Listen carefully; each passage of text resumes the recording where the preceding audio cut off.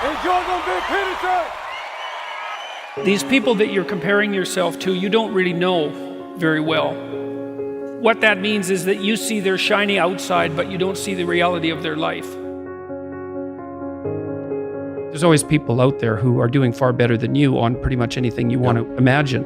And if all you're doing is seeing yourself in their reflected light, let's say, then it's going to be pretty damn dismal. But it's not a good comparison because, well, first of all, there's danger in just comparing yourself to others, period, because they're not you. And God only knows what struggles they had to undertake to get to where they were, or what burdens they're currently carrying that you're not aware of.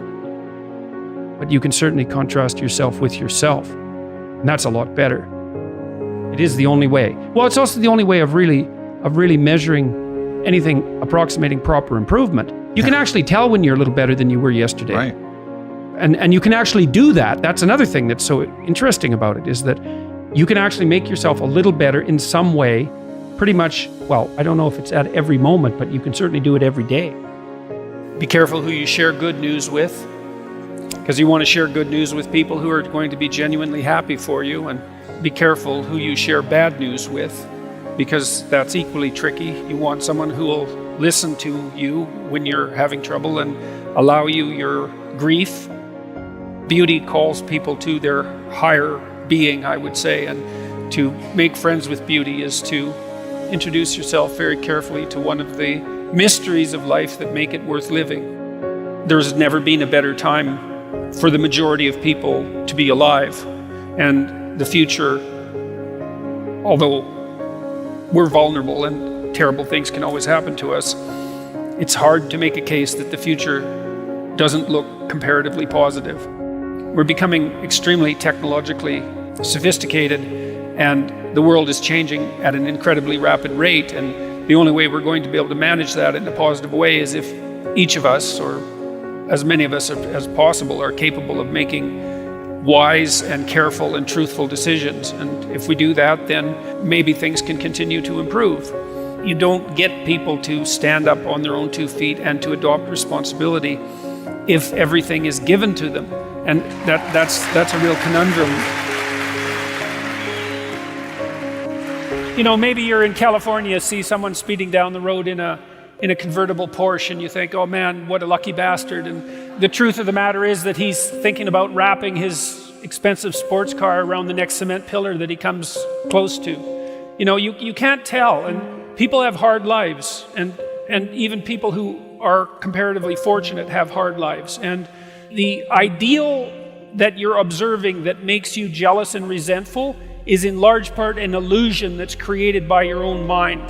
You have to be careful of what you're jealous of, because you don't really know what it is. And then the other thing that's kind of useful is to understand you're quite different from other people, and you shouldn't be comparing yourself to them because they're not like you. They don't have your family. They don't have your temperament. They don't have your troubles. They don't have your abilities. The only person that has those is you. One of the rules, I think it's rule 4, is compare yourself to who you were yesterday and not to who someone else is today. And see, that's a game you can win. The possibility that you can make yourself slightly better on a continual basis is, I think that's something that's accessible to everyone. I think that's equivalent to leading a virtuous life. And there is something to be said for virtue and truth. You know, and that is one thing. Another thing that I've noticed about people who've been phenomenally successful is that they really do everything they can to live a truthful life. And you can get a bloody long ways by being honest. You got to know that there are differences in intelligence. It's really important. If you go into a job and you're not smart enough for that job, you're going to have one bloody miserable time.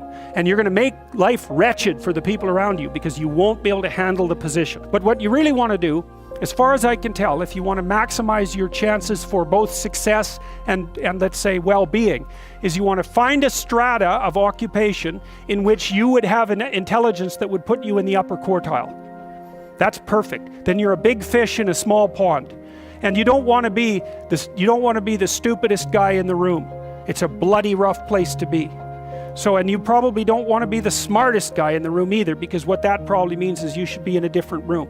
If you want to be the best at what you're doing, bar none, then having an IQ of above 145 is a necessity, and maybe you're pushing 160 in some situations, and maybe that's making you one person in 10,000 or even one person in 100,000. And then also, to really be good at it, you probably have to be reasonably stress tolerant and also somewhat conscientious. Why is it that smart people are at the top of dominance hierarchies? And the answer to that in part is because they get there first. Right? I mean, everything's a race, roughly speaking, and the faster you are, the more likely you are to be at the forefront of the pack, and intelligence in large part is speed. That's not all of it is. So if you're moving towards something difficult rapidly, the faster people are going to get there first.